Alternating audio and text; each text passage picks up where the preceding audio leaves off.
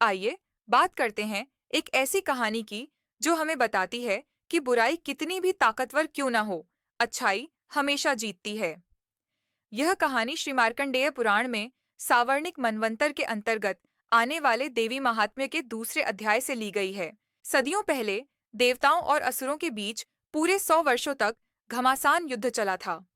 उस युद्ध में असुरों का राजा महिषासुर था और देवताओं के नायक इंद्र थे। उस युद्ध में देवताओं की सेना शक्तिशाली असुरों से हार गई थी। महिषासुर ने सभी देवताओं को हरा दिया और स्वयं इंद्र बन बैठा। तब हार चुके देवता ब्रह्मा जी को आगे करके उस जगह गए जहां भगवान शंकर और भगवान विष्णु विराजमान थे। देवताओं ने महिषासुर के पराक्रम और अपनी हार की पूरी कहानी उन दोनों देवेश्वरों को विस्तार से सुनाई। उन्होंने कहा, भगवान, महिषासुर ने सूर्य, इंद्र, अग्नि, वायु, चंद्रमा, यम, वरुण और अन्य देवताओं के भी अधिकार छीन लिए हैं और वह स्वयं ही सबका स्वामी बन बैठा है। उस दुष्ट महिष ने सभी देवताओं को स्वर्ग से निकाल दिया है। अब वे मनुष्यों की तरह पृथ्वी पर भटक रहे हैं। देवताओं ने उनसे कहा कि उन्होंने अपनी सारी कहानी बता दी है और अब वे उनकी शरण में आए हैं। उन्होंने उनसे उसके वध का कोई उपाय सोचने के लिए कहा। देवताओं के ये वचन सुनकर भगवान विष्णु और शिव को दैत्यों पर बहुत क्रोध आया। उनकी भौहें तन गईं और मुंह टेढ़ा हो गया। तब बहुत क्रोध में भरे हुए श्री विष्णु के मुख से एक महान तेज प्रकट हुआ। इसी तरह ब्रह्मा, शंकर और इंद्र जैसे अन्य देवताओं के शरीर से भी बहुत तेज निकला। यह सब मिलकर एक हो गया।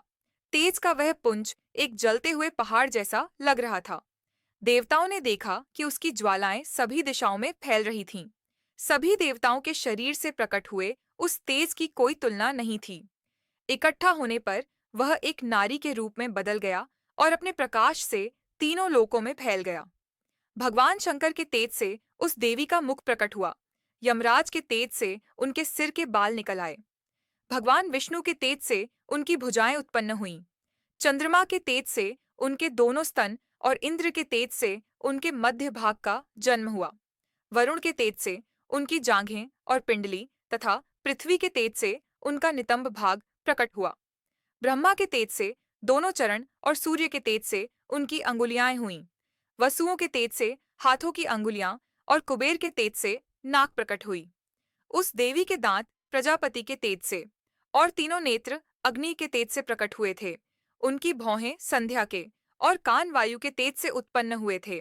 इसी तरह अन्य देवताओं के तेज से भी उस कल्याणमयी देवी का जन्म हुआ।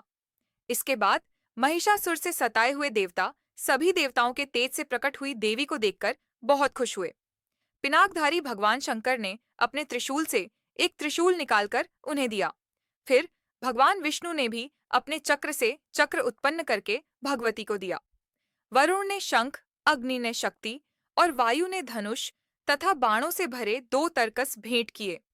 इंद्र ने अपने वज्र से वज्र और ऐरावत हाथी से उतारकर 1 घंटा भी दिया। यमराज ने कालदंड, वरुण ने पाश, प्रजापति ने स्फटिकाक्ष की माला और ब्रह्मा जी ने कमंडलू भेंट किया। सूर्य ने देवी के सभी रोमकूपों में अपनी किरणों का तेज भर दिया। काल ने उन्हें एक चमकती हुई ढाल और तलवार दी। क्षीर समुद्र ने एक उज्ज्वल हार और कभी पुराने न होने वाले 2 दिव्य वस्त्र भेंट किए। साथ ही उन्होंने दिव्य चूड़ामणि, 2 कुंडल, कड़े, उज्ज्वल अर्धचंद्र, सभी बाहुओं के लिए बाजूबंद, दोनों पैरों के लिए निर्मल पायल और गले की सुंदर हंसली भी दी। विश्वकर्मा ने उन्हें एक अत्यंत निर्मल फरसा भेंट किया। साथ ही अनेक तरह के अस्त्र और मजबूत कवच भी दिए। इसके अलावा मस्तक और छाती पर पहनने के लिए कभी न मुरझाने वाले कमलों की मालाएं दी। समुद्र ने उन्हें एक सुंदर कमल का फूल भेंट किया। हिमालय ने सवारी के लिए सिंह और तरह तरह के रत्न दिए। धनाध्यक्ष कुबेर ने मधु से भरा पान पात्र दिया और इस पृथ्वी को धारण करने वाले नागों के राजा शेष ने उन्हें बहुमूल्य मणियों से सजा हुआ नागहार भेंट किया। इसी तरह अन्य देवताओं ने भी गहने और अस्त्र शस्त्र देकर देवी का सम्मान किया। इसके बाद देवी ने बार बार जोर से अट्टहास करते हुए गर्जना की। उनके भयानक नाद से पूरा आकाश गूंज उठा। देवी की वह बहुत ऊंची सिंह गर्जना कहीं समा नहीं सकी। उसके सामने आकाश भी छोटा लगने लगा। उसकी जोरदार गूंज से पूरे विश्व में हलचल मच गई और समुद्र कांप उठे, पृथ्वी हिलने लगी और सभी पर्वत डोलने लगे। यह देखकर महिषासुर क्रोधित हो गया। वह पूरी असुर सेना के साथ उस सिंह गर्जना की ओर दौड़ा और आगे बढ़कर उसने देवी को देखा। वह अपनी रोशनी से तीनों लोगों को प्रकाशित कर रही थीं। उनके चरणों के भार से पृथ्वी दब रही थी और वे अपने धनुष की टंकार से सातों पाताल को हिला रही थीं। देवी अपनी हजारों भुजाओं से सभी दिशाओं को ढके हुए खड़ी थीं। इसके बाद उनका दैत्यों के साथ युद्ध शुरू हो गया। चिक्षुर, चामर, उदग्र, महाहनु, असिलोमा, बाशकल और बिडाल जैसे महादैत्यों ने अपनी विशाल सेनाओं के साथ युद्ध किया। उन दैत्यों ने देवी पर भाले, कटार, शक्ति, गदा, तलवार और फरसे जैसे अस्त्रों से हमला किया। देवी ने भी गुस्से में आकर खेल खेल में ही अपने अस्त्रों की वर्षा करके दैत्यों के सभी अस्त्रों को काट डाला।